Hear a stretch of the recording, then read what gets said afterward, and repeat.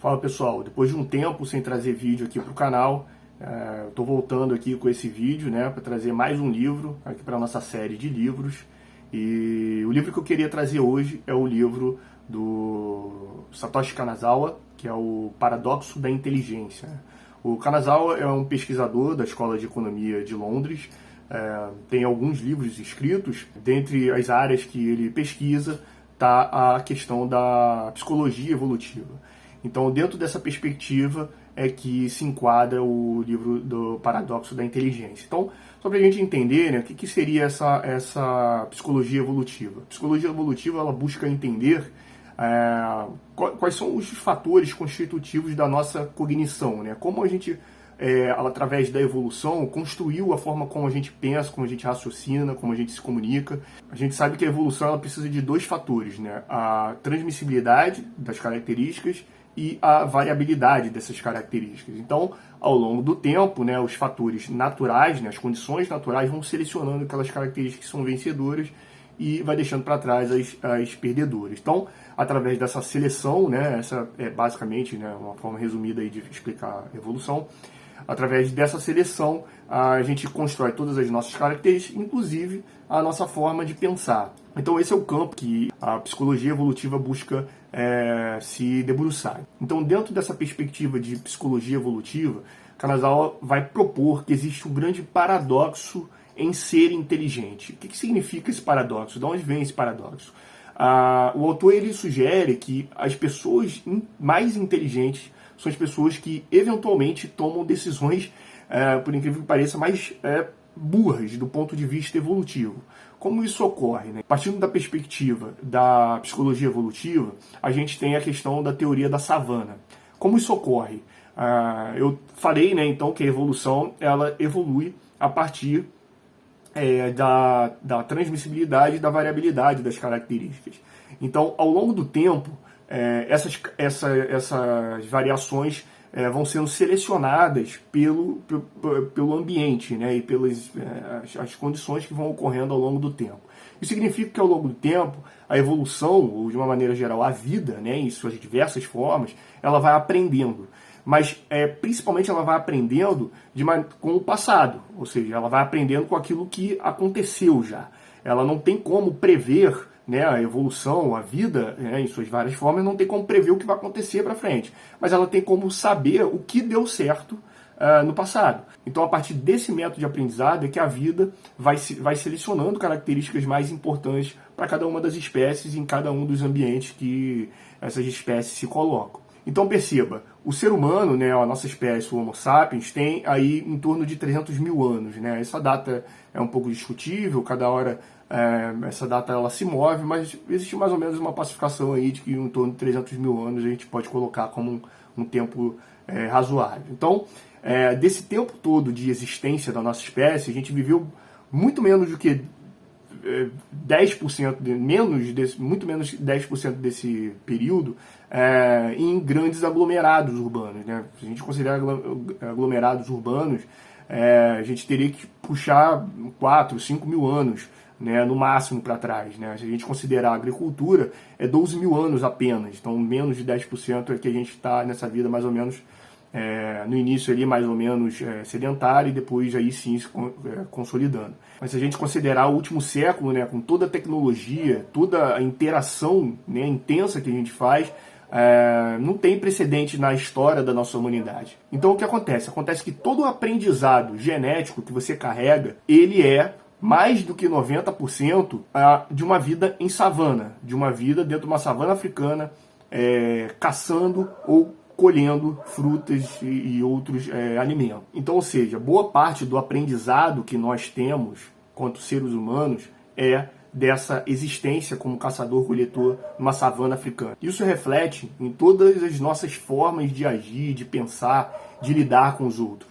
E a partir desse entendimento, como se enquadra a inteligência? Lembrando que a inteligência, né, como o autor aborda, ela pode sim ser medida, né? a inteligência geral, né, a inteligência numérica, a inteligência literal, de interpretação, a inteligência espacial, essa inteligência ela pode ser medida. E ao contrário de outras características do ser humano, como por exemplo a altura, a cor da pele, o tipo de cabelo, a inteligência ela acaba sendo uma característica do ser humano que recebe muita opinião daquilo que deve ser. Então o autor aborda muito essa questão, né? A inteligência, como qualquer outra característica, ela é ou não é. Então, quer dizer, ela se distribui de maneira desigual entre os seres humanos. Algumas pessoas são mais inteligentes e outras são menos. Então não é uma questão de opinião, né? Não é o que a gente acha que deveria ser, que todos deveriam ser inteligentes. Né? A inteligência ela se distribui assim como todas as outras características. Então, a partir dessa inteligência objetiva, mensurável, a gente percebe que as pessoas mais inteligentes tendem a pensar de maneira diferente da tendência cognitiva que se constrói ao longo dessa evolução. Então, por exemplo, e aí o autor traz alguns dados, né? E esses dados, eles, mais uma vez, não são opinião, não são aquilo que deveria ser. Então, são basicamente inferências estatísticas que são feitas a partir de dados tanto dos Estados Unidos quanto da Inglaterra. E é importante notar, né, aqui são questões de correlação, não é uma questão de causa e efeito. Então, por exemplo, as pessoas mais inteligentes ela têm um círculo de amigos menor. E fazer amigos é uma tendência cognitiva muito, muito natural, né? Quer dizer, você não precisa ensinar uma criança a como fazer amigos. É claro que cada um tem a sua habilidade, cada um tem a sua destreza ali para conversar e criar amizade, mas é algo que a gente faz praticamente de maneira inata, né? Outra correlação percebida pelo autor é que as pessoas mais inteligentes têm menos tendência a assistir programas televisivos, né? Então, quer dizer, por que isso acontece? A partir da teoria da savana, né? Como o nosso tempo de existência, 99% da nossa existência, não inclui uma encenação, uma atuação, né? Mesmo que seja um teatro, né? Mais de 90% da nossa existência não existe essa condição, ou seja, na savana não existe encenação, ou filmes, ou teatros. Para o seu inconsciente, quando você assiste um filme, você está vendo a vida real. Por mais que você entenda ou goste do trabalho audiovisual, da construção ali cinematográfica, você não gosta exatamente por isso, né? Você gosta pelos sentimentos que aquilo ali implicam em você. Então, quer dizer, por que isso acontece? Porque, mais uma vez, o seu cérebro ele não consegue discernir o que é atuação, o que é apenas uma construção ali artificial, né? No seu cérebro, aquela história que está passando no filme, ela é real e ela se converte em sentimentos, né? É o mesmo caso, quer dizer, se você vê uma comédia, você vê um romance, vê um terror, é a mesma questão para a indústria pornográfica, né? Você sabe que aquele parceiro sexual, conscientemente você sabe que o parceiro sexual do filme ele não existe, né? Ele não está disponível para você, mas o seu inconsciente ele não consegue fazer esse discernimento. Então o autor ele encontra diversas outras correlações que demonstram como que as pessoas mais inteligentes elas acabam tomando atitudes ou adquirindo hábitos, né, ou se comportando de uma maneira que não é exatamente aquela que seria melhor para a sua evolução, aquela que foi construída ao longo de todos esses anos, o aprendizado genético incorporou. Então algumas das correlações que o autor encontrou, né, as pessoas mais inteligentes elas consomem mais drogas, sejam elas lícitas ou ilícitas. As pessoas mais inteligentes, elas praticam mais exercício, mas o autor aí faz uma ponderação, né, porque isso pode estar relacionado ao fato das pessoas mais inteligentes identificarem a maior necessidade de fazer exercício.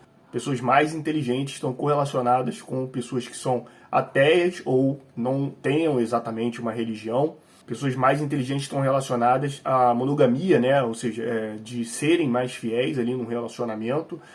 Um dado interessante, né, que o pesquisador acabou encontrando, né, em países ou regiões em que o QI é menor, a incidência da poligamia existe, né, existe essa correlação com a poligamia. E pessoas mais inteligentes também estão correlacionadas com pessoas que dormem mais tarde. As pessoas mais inteligentes bebem mais café, as pessoas mais inteligentes têm menos filhos. Mas aí, nesse quesito, só se aplica às mulheres mais inteligentes, né? O autor identificou que mesmo homens mais inteligentes que demonstravam o interesse, o desejo de ter menos filhos, eles tinham tantos filhos quanto os outros homens que manifestavam a vontade de tê-los. Então, isso acaba implicando que é apenas a mulher que tem exatamente a escolha de quantos filhos ela vai ter numa fase posterior. E pessoas mais inteligentes também têm a tendência de gostar de músicas que sejam majoritariamente instrumentais. Então,